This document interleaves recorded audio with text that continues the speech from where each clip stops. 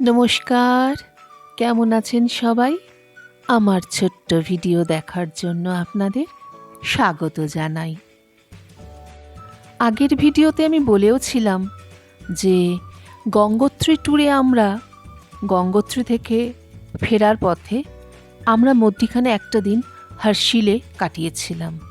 মানে সারা দিনটাই আমাদের হার্শিলেই কেটেছে, কারণ হার্শিল সত্যিই খুব সুন্দর।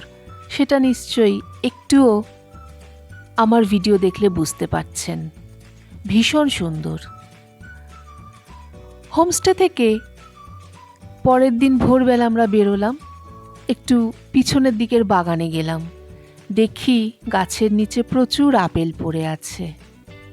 কিছু নষ্ট হয়ে গেছে, আবার কিছু তার মধ্যে ভালোও আছে।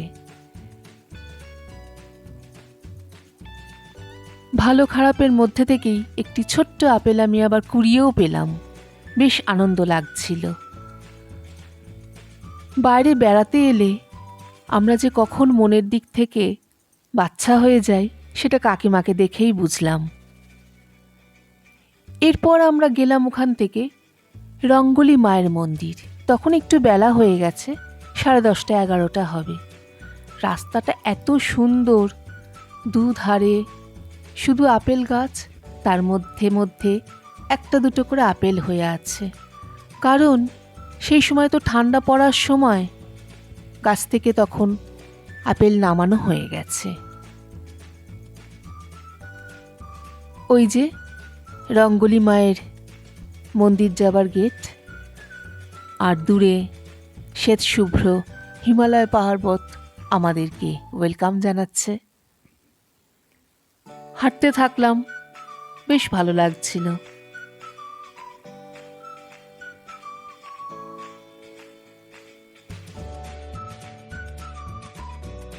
এই যে চলে এসেছি রঙ্গলি মায়ের মন্দির। আমরা যখন মন্দিরের কাছে এসেছি তখন পূজারী পুজো করে চলে গেছেন এবং মন্দিরের গেটটাও বন্ধ ছিল। ফেরার পথে রাস্তার দুধারে ছোট্ট ছোট্ট গাঁদা ফুলগুলো ফুটে আছে। আমার তো মনে হয় কেউ বসায়নি, এমনিই হয়েছে। এখানকার ক্লাইমেট এত সুন্দর।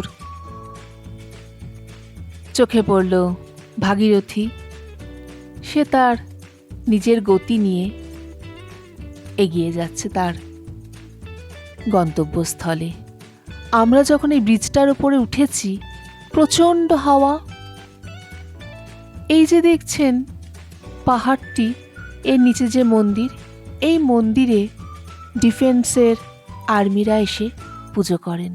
কারণ এখানে মাঝে মধ্যেই ধস নামে, তখন সত্যি তাদেরও বেঁচে থাকা প্রাণ সংশয় একটা ব্যাপার হয়ে থাকে। হার্শিল থেকে আমরা ফিরে হরিদ্বারে আসি, আর হরিদ্বার মানেই হচ্ছে মনসা মন্দির। সে তো যেতেই হবে।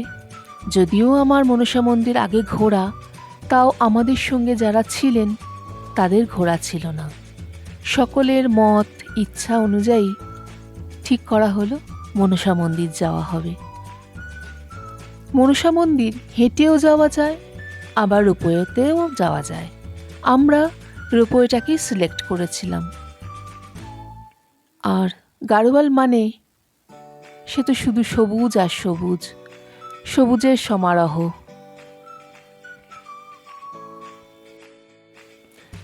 রোপওয়ে থেকে নামার পথে দূরে চোখে পড়ল গঙ্গাকে।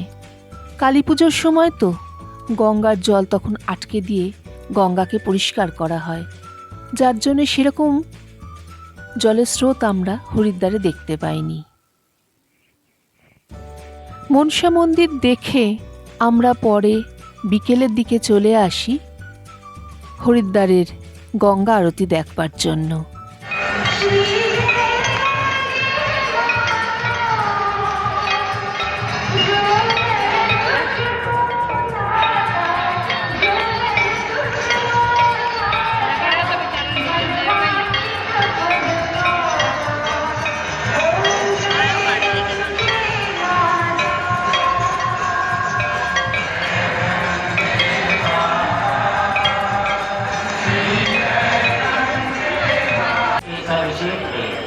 এই সময় জল সচরাচর থাকে না।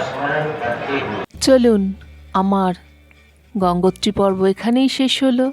সবাই ভালো থাকবেন, সুস্থ থাকবেন, সাবধানে থাকবেন। দেখা হবে পরের একটি নতুন জায়গার নতুন ভিডিও নিয়ে। আমার ভিডিও ভালো লাগলে একটা লাইক করে দেবেন। সবাই ভালো থাকবেন, সুস্থ থাকবেন, সাবধানে থাকবেন।